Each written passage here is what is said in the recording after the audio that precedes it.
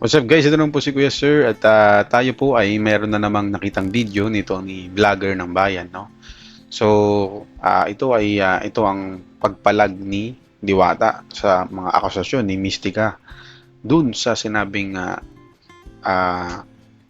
itong si Diwata ay pinapansin lamang yung malalaking influencers at vloggers, no? At yung mga maliliit ay dinidedma niya. So, panoorin natin yung banat niya. Kaya laban lang, mag-ingat. Laban. Ito yung Paris Overload. Ito lang yung Paris sa Diwata. Kung gusto nyo lang, ayoko naman kayong pilitin kasi yan naman sila, yan naman sasabihin. Yung may gusto lang naman kumain dito sa akin, hindi ko naman pinipili itong ayaw. Kasi ako FW ako, kaya na-try ko. Diwata, Mabango ako, amoy overload. updated ka ba kay Mystica?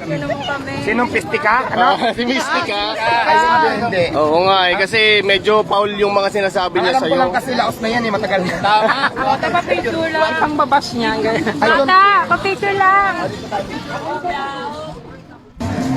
Yan guys, panoorin nyo yung video.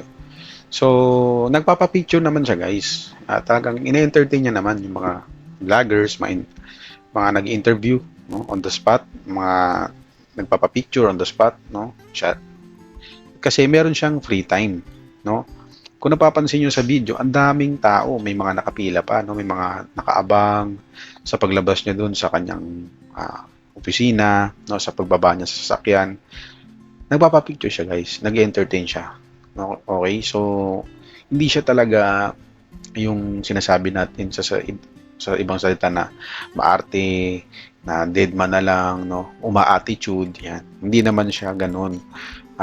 Although hindi ko pa na-experience myself, pero base sa mga napapanood ko, ayan, yung pagpunta sa kanya ay gabi na, madaling araw na, alanganing oras na, tapos nagpapapicture pa, so madilim na, hapon na, baga parang pagod na yung tao, at wala nang extra energy para sa kanila. Baga naghahapit na siya, patulog na, may mga aasikasuhin pa siyang bagay na hindi niya pa nagagawa siguro, at saka dapat unahin, okay? Inuuna niya talaga business niya kasi nag-i-expand siya ng mga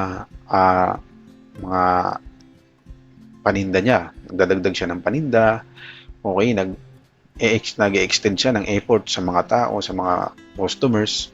Okay? So wala siya talagang time sa pagpa-picture pag ganung oras na. So ako ang nakikita ko dito doon sa ibang mga vlogs, no, na si Diwata ay nagpapa-picture or nagpapakuha pag maaga pa, no, until hapon. So parang energetic pa siya diyan, may pa siyang galing siya sa tulog, kumbaga parang okay pa siya. So advice ko lang ganun ang gawin niyo. Subukan niyo. Parang effective eh. Hayaan mo lang siya. Yan naman sa importante sa buhay ko. Bakit ba sa intindihin? Hindi kaya nakikisakay lang yun sa kasikatan mo. Ano pa ba eh, hindi na kasi sarap pag-usapan.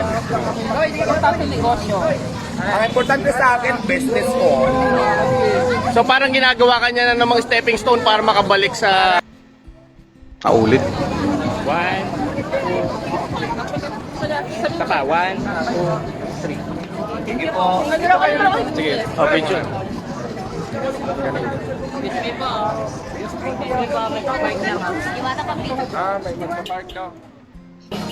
Yan guys, pansin nyo. Itong video na to, napapakita to nung other side ni Diwata na towards sa fans, sa vloggers, sa mga nagpapapicture, sa mga taong dumarating.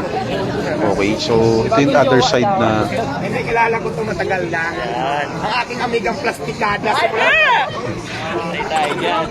lagi silang pinapakita na pagod, na hindi daw siya nakikipag-interact sa mga fans, sa mga nagpa-vlog, nagpapapicture. Ito guys, panoorin. Ito na yung sasagot. Good mood si Diwata Na ngayon. hindi siya talaga disnab. Okay? Nagkataon na napagod siguro siya that time. Kakagising ko lang, nakapagpahinga ako. Yun, tama. Yun o. Yun, narinig nyo? Narinig nyo? Picture lang kayo. Okay, kumuha lang kayo. Okay lang kasi nakapagpahinga ako. Doon pa lang, nasagot na eh. Mabait siya eh. Mabait siya eh, nakikita ako. Baga, sa senaryong ganyan, yan yung mga dapat binablog kay Diwata. Yung mga good side. Okay? Kasi wala naman kayo mapapala kung yung negative side niya yung ibibida nyo, no? Papakita nyo sa social media. Ganito si Diwata, ganito si Diwata. Ano makukuha nyo dun? Okay? Views. No? Parang nakasira lang kayo ng tao. So, intindihin nyo yung positive side ng ginagawa niya. Hindi yung negative side.